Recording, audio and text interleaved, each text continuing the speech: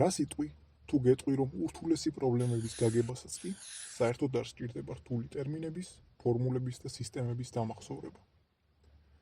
ის რომ რაღაც არ გვესმის, ბოლომდე ჩვენი ბრალი არ არის. ეს არის არასწორი ახსნის შედეგი. ჩვენ ვიზრდებით გარემოში, სადაც საზოგადოებას აქვს მოლოდინები, თუ რა უნდა იცოდეს კონკრეტული ასაკის ადამიანმა. მაგალითად 5 წლის ბავშვს ელაპარაკებიან ხილზე, ბოსტნეულზე, სათამაშოებზე, 15 წლისას ისტორიაზე, გეოგრაფიაზე, 20 წლისას ფილოსოფიაზე და ასე შემდეგ. მაგრამ მათ ავიწყდებათ, რომ განვითარება ასაკზე არ არის დამოკიდებული. განვითარება და ასაკი ერთობლივად მიიწევენ წინ, მაგრამ თითოეულს თავისი ტემპი აქვს და მეორეს არ ელოდება.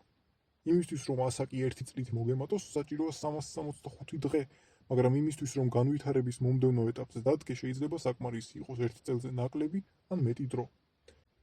შენ შეიძლება შენი ასაკის ადამიანებს წლებით ასწრებდე განვითარების დონით, ან პირიქით ჩამორჩებოდე მათ.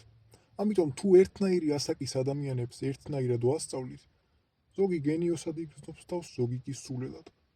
სწავლების ასეთი ფორმა გათვლილია უმრავლესობაზე, მთლიან ჯგუფზე, მაგრამ ის ვერ ითვალისწინებს, რომ ამ ჯგუფში ცალკეული ინდივიდები არიან, რომელთაც ინდივიდუალური მიდგომა სჭირდებათ. ამერიკელი ფსიქოლოგი ჯერომ ბრუნერი თვლიდა, რომ ნებისმიერი საკითხი შეგვიძლია აუხსნათ ნებისმიერი განვითარების დონის მქონე ადამიანს. მისი მეთოდით ბავშვსაც კი ეძლევა უნარი გაიგოს ის, რაც დიდებს ესმით. იქნება ეს ეკოსისტემის ბალანსი, ნახშირბადის ციკლი, ნიუტონის კანონები თუ ფილოსოფიური პრობლემები. მიზეზი, რატომაც ეს ყველაფერი წარმოუდგენელი ჩანს, არის საერთო ენის არარსებობა მასწავლებელსა და მოსწავლეს შორის. მოსწავლეს არ ესმის მასწავლებლის ახსნილი, რადგან ის რთულ ენაზე ლაპარაკობს. მოსწავლეს ესმის სიტყვები, მაგრამ არ ესმის მნიშვნელობა. მასწავლებელმა კი არ იცის სხვანაირად როგორ ახსნას, ამიტომ გამოაქვს დასკვნა. ეს ბავშვი გონებრივად ჩამორჩენილია. არა ძვირფასო მასწავლებელო, ნუ გამოიტან ნაადრევ დასკვნებს.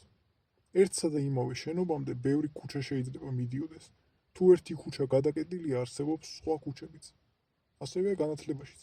როცა ერთი მეთოდი არ მოქმედებს, გამოიყენე მეორე, მესამე, მეოთხე და ასე შემდეგ.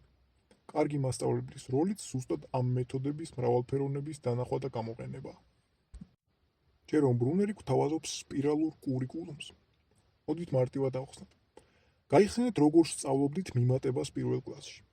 გქონდათ 2 ვაშლი, დაუმატეს 1 და გახდა 3. დღეს მიმატებისთვის საერთოდ არ გჭირდებათ ვაშლების გამოყენება. დღეს ხედავთ, რომ ვაშლების გარეშეც შეიძლება იმავე შედეგამდე მისვლა. საქმე ის არის, რომ ვაშლით თუ ვაშლის გარეშე ჩვენ საქმე გვაქვს მიმატებასთან. ვაშლებს შევკრივავთ თითებს, კანფეტებს თუ ციფრებს, მიმატების არსი უცვლელია. იცვლება მხოლოდ ამ არსის გადმოცემის ფორმა. ჯერ ვიწყებთ რაღაც დაბალი დონით. მერე იმავე საკითხს სხვა დროს ვუბრუნდებით შედარებით რთული ფორმით. მაგალითად ხილიდან გადავდივართ ციფრებზე. მერე ცოტას კიდევ უფრო ვართულებთ. მაგალითად ვსწავლობთ ქვეშმიწერით შეკრებას და ასე შემდეგ. ყოველი მომდევნო საფეხური ართულებს ფორმას, მაგრამ არსს იმავე სტოვებს. აი ეს არის ის სპირალი, რომელზეც ბრუნერი ლაპარაკობს. სპირალში შენ შეგიძლია იდგე იმავე ადგილას, მაგრამ უფრო მაღლა არსებულ რგოლზე. მერე კიდევ მაღლა ახვიდე და ასე გააგრძელო. თუ კორპუსს აქვს 10 სართული, მასში შესვლას იწყებ პირველი სართულიდან. ადიხარ მეორეზე, მესამეზე, მეოთხეზე, ბოლოს ადიხარ უმაღლეს სართულზე, მაგრამ მთელი ეს დრო ამ კორპუსში იყავი, სხვაგან არ წასულიყარ. მოსწავლესაც ცოდნა ზუსტად ასე უნდა მიაწოდო, ჯერ აუხსნა მარტივად. როცა ამას გაიგებს, ცოტათი უნდა გაართულო. შემდეგ კიდევ გაართულო და ასე გააგრძელო იქამდე, ვიდრე ის საკითხს სრულად არ დაეუფლება. სპირალი რაც არის, გავიგეთ. ახლა ავხსნათ კურიკულუმი, რომ გავიგოთ რას ნიშნავს სპირალური კურიკულუმი. კურიკულუმი არის ის გეგმა, როგორც ვაპირებთ ცოდნის გადაცემას. ყველა სასწავლო დაწესებულებას აქვს გეგმა. ჯერ ვასწავლოთ ეს, მერე ის და ასე შემდეგ. კურიკულუმში გათვალისწინებულია ის მასალა, მეთოდი და თანმიმდევრობა, რომლითაც მოსწავლემ საკითხი უნდა აითვისოს. მარტივად რომ ვთქვათ, კურიკულუმი აერთიანებს შემდეგ კითხვებზე პასუხს. რას ვასწავლით, როდის ვასწავლით და როგორ ვასწავლით. წარმოიდგინეთ სწორი და გრძელი მაგისტრალი. თქვენ მანქანაში ხართ და მიიღებთ. ჯერ გაიარეთ ერთი ქალაქი. მას მოსდევს მეორე, მესამე და ასე შემდეგ.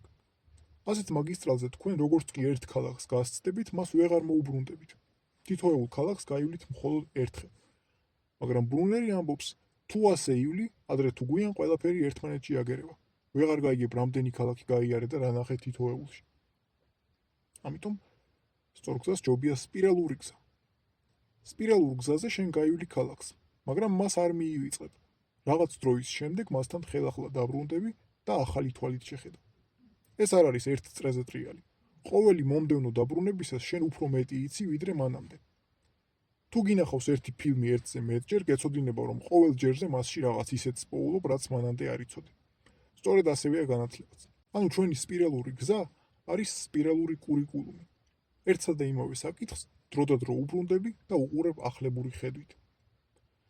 რიჩარდ ფეინმანის მიდგომები რთული მასალის ათვისების შესახებ ბევრ რამეში ემთხვევა ბრუნერისას.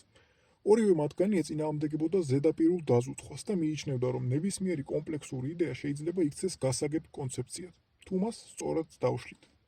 ფეინმანი ცნობილი იყო როგორც დიდი განმანათლებელი. მისი მეთოდი ორიენტირებულია გააზრებაზე და ცოდნაში არსებული ხვრელების აღმოფხვრაზე. აუხსენი ეს საკითხი 8 წლის ბავშვს. ეს იყო მისი მეთოდის არსი. ჯერ ირჩევს საკითხს, რომლის სწავლაც გინდა. შემდეგ წერ ახსნას, ისე თითქოს სხვა სასწავლი. უნდა წარმოიდგინე, რომ ეს სხვა არის პატარა ბავშვი. ამიტომ მთლიანად უნდა ამოიღო ყველა რთული ტერმინი და წარმოადგინო ისე, რომ ამ ბავშვისთვისაც კი ყველაფერი გასაგები გახდეს. თუ ამ ახსნის პროცესში სადმე გაიჭედე, ან რთული ტერმინის გარეშე ვერ ჩამოაყალიბე აზრი, ესე იგი თავად არ გესმის კარგად შესასწავლის საკითხი. ამიტომ უბრუნდები ისევ საწყის წყაროს. მას შეეძებ მარტივ მაგალითებს, კავშირებს ყოველდღიურობასთან და საკითხს ამარტივებ იქამდე, ვიდრე ის 8 წლის ბავშვის დონემდე არ ჩამოვა.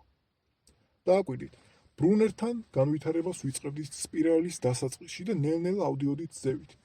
ფეინმანთან შენ უკვე ხარ რომელიღაც საფეხურზე და ამოწმებ კონკრეტულად სად დგახარ.